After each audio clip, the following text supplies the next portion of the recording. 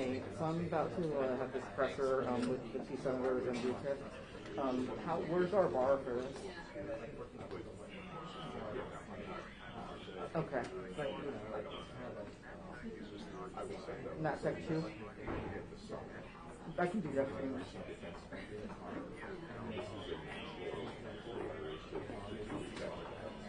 Yeah, no worries. I'm going to try to get something for the story. I think there's something that we can fix. If we can get a line on that, maybe we won't.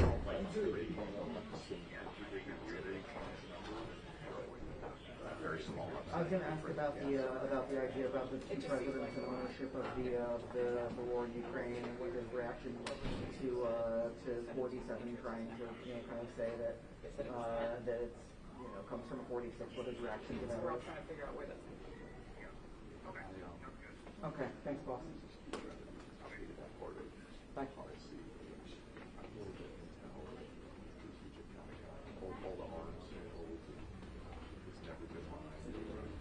You guys, I just like saying. That's already moving. That's on this way.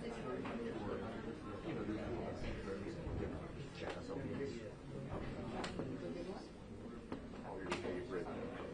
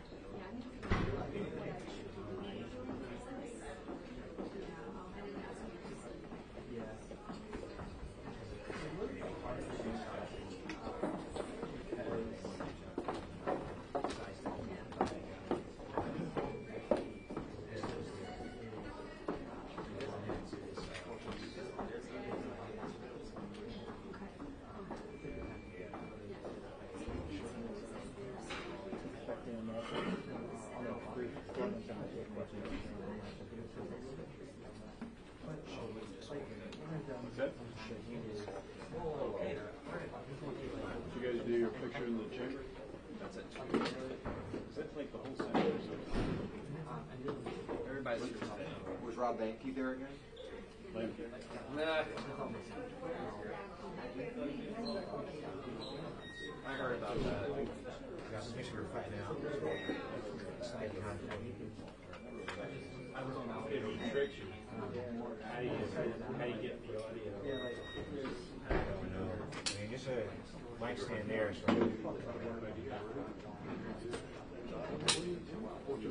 No, it's at 46. Yeah.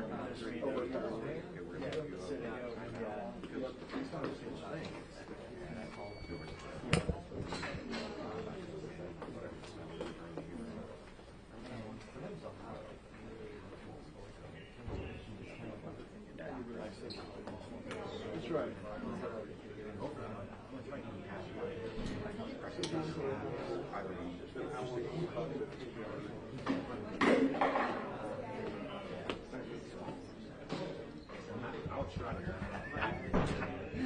He gets immunity? Yeah.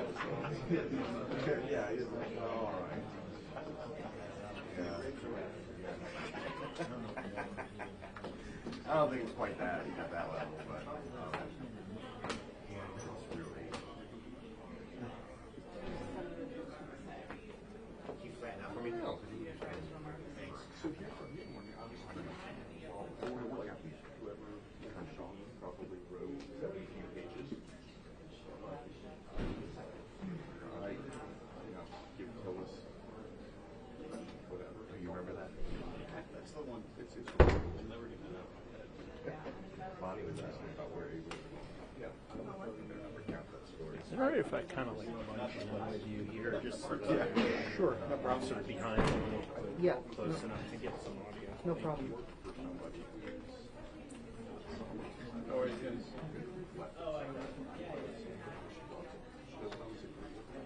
You're in that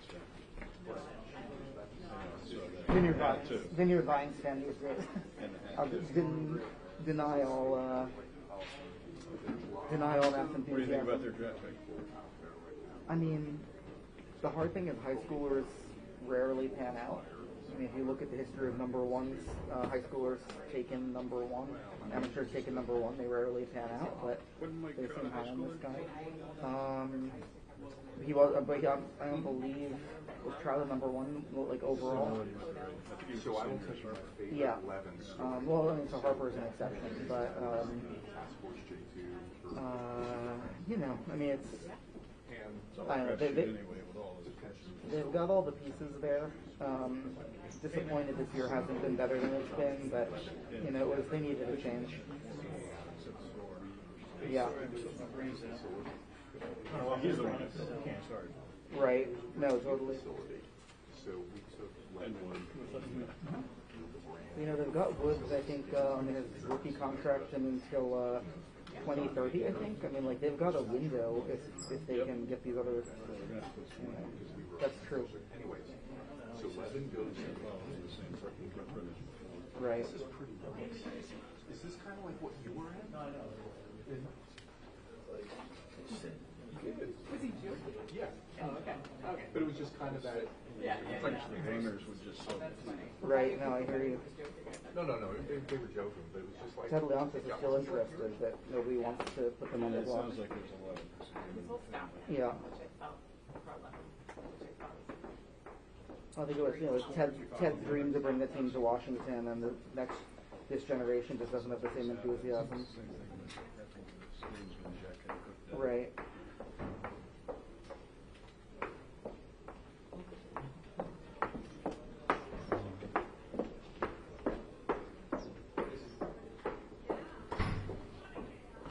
So I'll agree, and you can.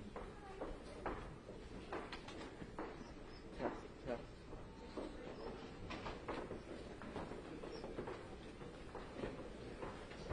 Hey folks, when they come out, we're gonna keep this back area for egress. I mean, that's probably obvious, but just for awareness, just you wanna surround it the way you, way you want it, just make sure this area is clear. Thank you.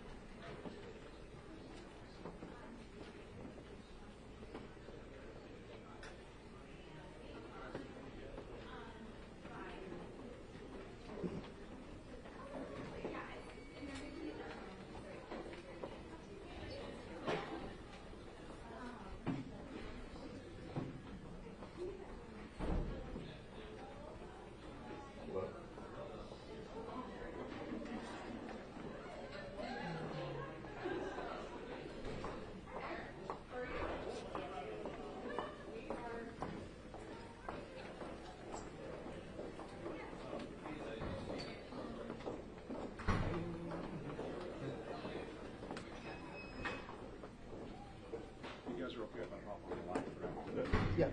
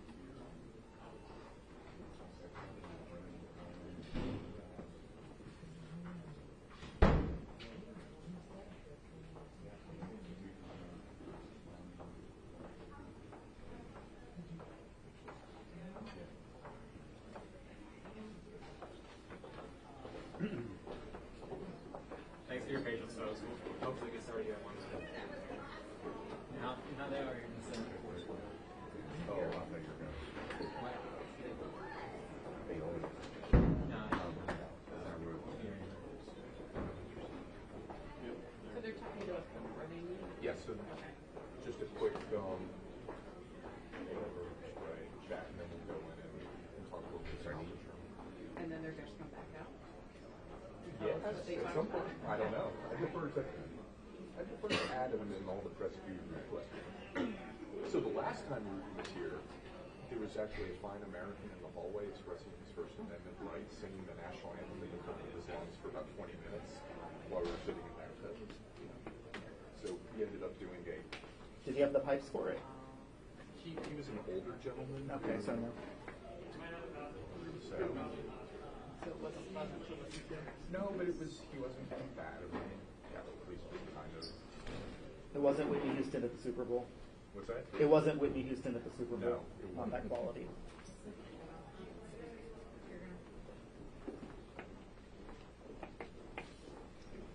Just us again.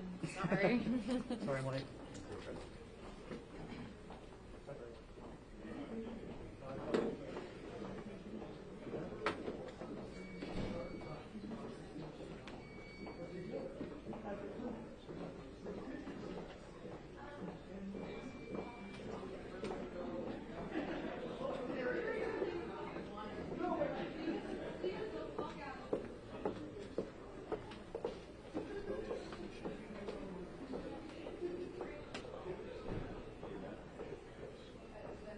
Groups leaving Thom's office heading this way. Thank you. Walking through and suddenly, like time out. Time out. Time now. Time now. Yeah, like it said, Maybe now.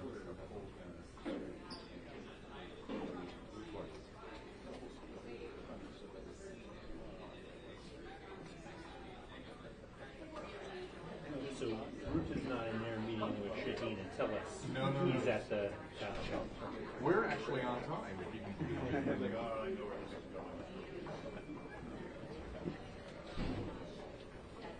Assuming the train doesn't break down. Right. Unless they walk in. Same guy.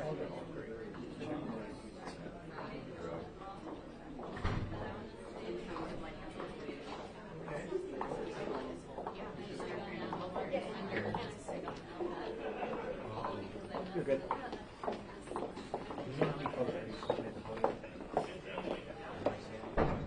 should be just Rutte, Tillis, and Shaheen. Okay. We're gonna have to try to keep some curious behind. It should be very, very cool. You want to scooch it in? Does that help you?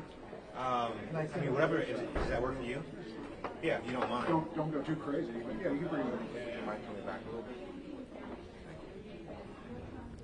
I don't know it's delicate. I want to. Just tell me when to stop. About delicate. Just tell me when to stop. That's good. That's good. Okay. Too close? You guys, no, No, I know. whatever. No, Well, screw you guys. No, you're good. We'll make it work.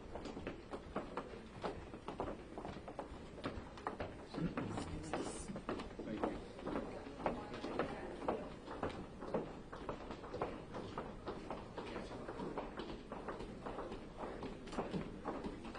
They're walking. Yes, indeed. They're walking across the street. They're walking from the Capitol. They're meeting with Thom. Right. Isn't Thune in Dirksen? No? But Thom's in the Capitol. Oh, Jesus. I'm living in the past. I'm sorry. Very sweaty photographer. Oh, God. That's not too pleasant.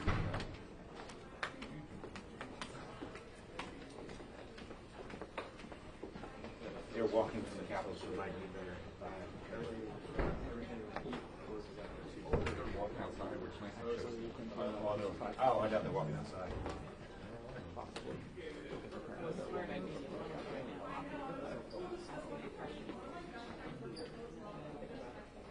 I think they're detail let them walk outside.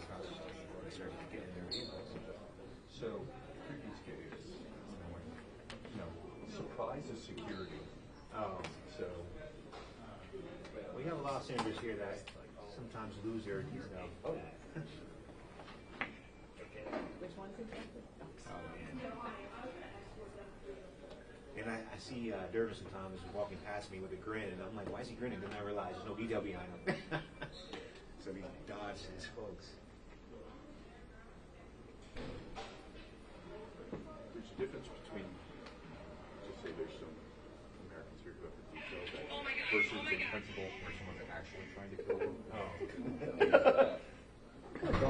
That's pretty funny. It's pretty good.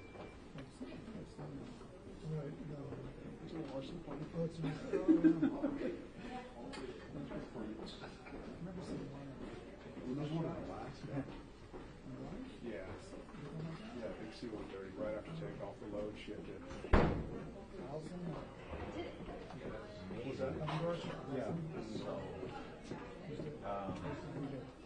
I'm gonna try to. I'll be on the side. You'll be on the side. I'm gonna try to keep this back area for egress. So I'm assuming push the kind of podium back a little bit, so we can have more space right here. Really? I don't know how many folks are gonna actually stand on wheel. Yeah. Before they're going in first. Then they're going in. I'm not sure if they're coming back out to see. No, he loves the last one. I have zero details, so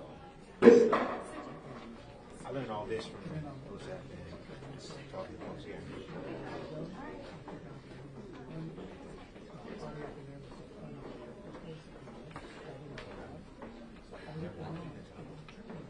It does sound hard. That's very Yeah, no, I've learned. I didn't realize.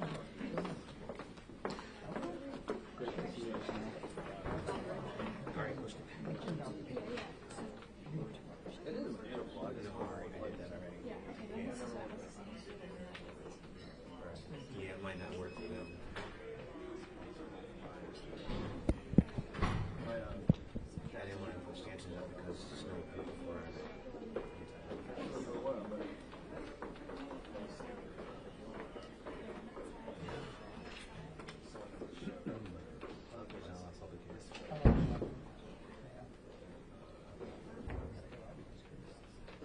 welfare change.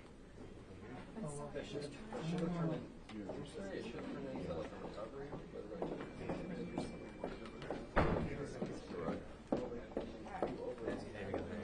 All right, guys. Heads up.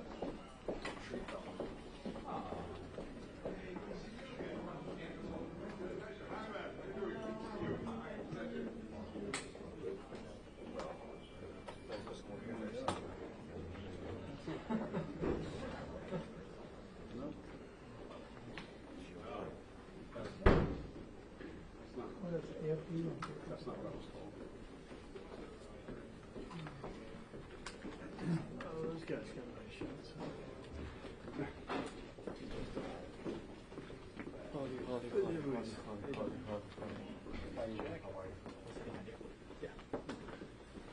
Can they walk in? Yeah.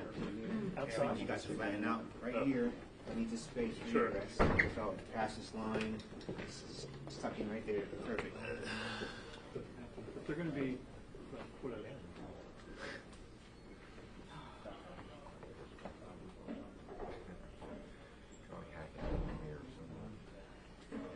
Can we move it? Oh, okay. Thank you. Okay.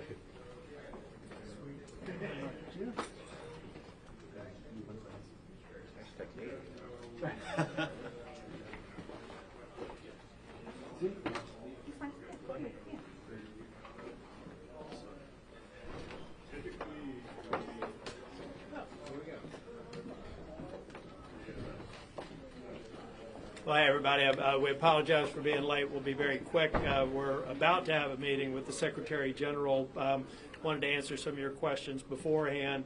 I want to take a moment to personally thank Senator Shaheen. It was in 2018 that she approached me. We were both members of Senate Armed Services, saying I really believe that the Senate NATO Observer Group needs to be reauthorized, and there may be opportunities for a session and better connection to NATO.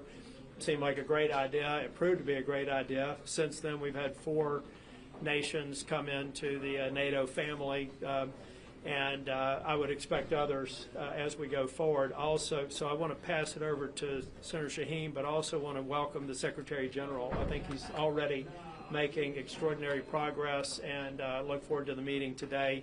in us continuing to work together, particularly as we focus on ensuring that Vladimir Putin fails in Ukraine. Senator Shaheen? Well, thank you. We certainly are in agreement on that, and Senator Tillis has been a great partner as we've worked on the Senate NATO Observer Group, and it's nice to have a bipartisan organization that continues to reiterate our support for NATO. Under Secretary General Rutte, it is, I think, fair to say it is stronger and more able to address the threats than we've seen in the past, and I think, sadly, we have Vladimir Putin to thank in large part for that, because he has pointed out just how important NATO is, what a threat Russia has been to not just Ukraine but to all of Europe and to the national security of the United States. So we are very proud to support this organization. We're glad to have Secretary General Rutte here, and I was very pleased to hear the Secretary General and President Trump yesterday make the announcement about sending weapons provided by NATO from the United States to Ukraine to continue this unprovoked war against Russia. I want to thank both senators for your leadership and for organizing the bipartisan, let's say, discussion in the Senate when it comes to NATO. This is really important. What happened yesterday was important. First of all, that the US will now supply massively Ukraine with weapons out of the US, not just air defense, also missiles, also ammunition paid for by the Europeans. And secondly, that President Trump said, basically, if Russia is not serious about peace talks, within 50 days, he will slam secondary sanctions on countries like India, China and Brazil. So my encouragement to these three countries particularly is, if you live now in Beijing or in Delhi, or you are the president of Brazil, you might want to take a look into this, because this might hit you very hard. So please make the phone call to Vladimir Putin and tell him that he has to get serious about peace talks, because otherwise this will slam back on Brazil, on India and on China in a massive way. So I think it was a very smartly, wisely designed announcement yesterday by President Trump, but also the weapons I think is very important, and we will find the money in Europe to make sure that Ukraine has what it needs to be in the best possible position during these peace talks as soon as they start. Question. Secretary General, the President has said several times, including with yourself yesterday in the Oval Office, that the war in Ukraine is a Biden war, that it's a Democrat war. How do you respond to that kind of reference towards the war as something that's owned by one of the two parties rather than the current administration, which is continuing to I don't think it's fair to ask the Secretary General about a fundamentally political question, so let me see if I can answer that. This is a war that started when Vladimir Putin lied by saying he was doing a military exercise around the borders, then lied again by saying that it was a special military operation. He is a liar and a murderer, and this is not a partisan war. This is a war against a totalitarian who has designs on other nations if he succeeds in Ukraine, not to mention, or should we mention, Moldova, the Balkans, and disrupting the peace that is actually that's growing in that area. This is not a political war. This is not a partisan war. This is a murderous decision by Vladimir Putin, and he needs to fail. Could I maybe, in addition, say that President Trump providing the javelins in 2019 have been crucial when the war started. The full-scale attack started in February 2022. And him breaking the deadlock with Putin, starting the phone calls, this was crucial because only the American president could do this. So I really want to commend his leadership for doing that. And clearly after the sixth phone call, he came to the conclusion the decisions yesterday were necessary to take the next step. And I appreciate the president's action too. Next question. Mr. Secretary General, can you put some meat on the bones as far as the announcement yesterday? I think we know the Patriots are involved. What other missiles and weapon systems are involved? How would it function? What countries are involved? Well, first of all, this is an ongoing process. So this is not just one package. So what NATO is good at is, together with the Ukrainians, through our command in Wiesbaden, to design packages which are maximum useful for Ukraine when it comes to air defense, when it comes to ammunition, when it comes to missiles. So this is what we will now be working on with the US. Of course, in a way that the US still has enough stockpiles. For you to be able to defend yourselves, but also to massively make sure that Ukraine has what it needs. And this is also sending a strong signal to Moscow and to Vladimir Putin that he has got to take these peace talks seriously and get out this historian talking about history since 1250 and send a serious team to Istanbul. Next question. Right here. When will the first Patriot batteries arrive in Ukraine, and where are they coming from? Yesterday we have seen Boris Pistorius here, the German defense minister, discussing this with Pete Hegseth, so they are working through all these details.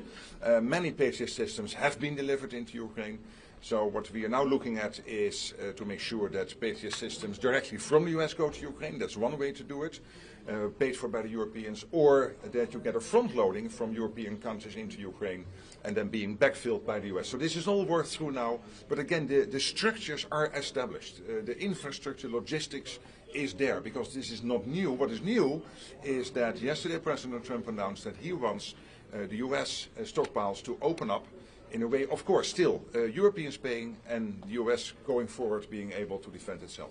Andrew. Mr. Secretary General, what is your message to senators today about the bipartisan Russia sanctions bill? Is it still necessary after the president's announcement yesterday? Well, of course, the sanctions bill is politics here. I won't interfere. However, what the president did yesterday, I think, is in line with that sanctions bill, saying, listen, if you are the president of China or the prime minister of India or the president of Brazil, and you are still trading with the Russians and getting the oil and the gas in, and you sometimes even resell it for a higher price, know that if this guy in Moscow doesn't get serious about peace talks, I will slam secondary sanctions on you of 100%. So I'm sure they don't know yet what hit them.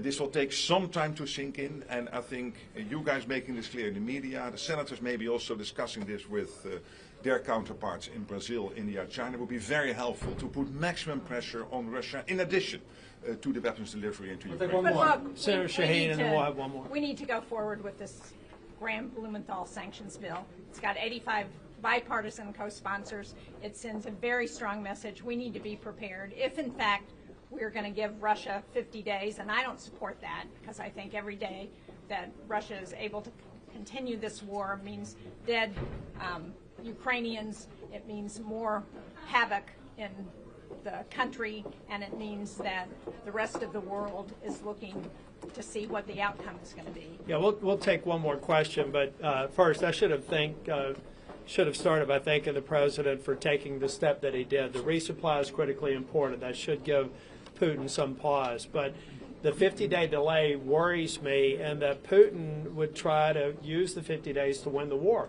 or to be better positioned to negotiate a peace agreement after having murdered and potentially collected more ground as a basis for negotiation.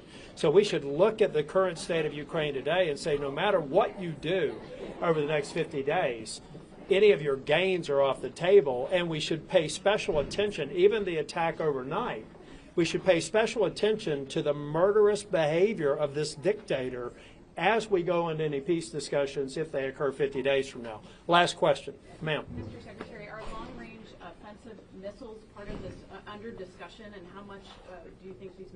Well, again, it is both defensive and offensive, so it is all kinds of weapons.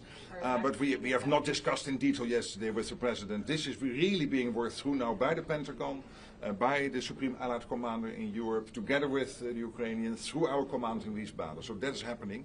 And maybe to this point of the 50 days, I understand what the senators are saying.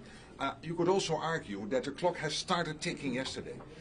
Because yes, it takes 50 days, but at the same time the clock started ticking yesterday. And that means that if Putin doesn't get serious, the way President Trump designed his 50 days, the clock starting ticking yesterday means that they will start putting pressure on the Russians. And I think that is extremely meaningful. So it won't take 50 days. This whole process will start basically yesterday and hopefully lead to a positive result soonest.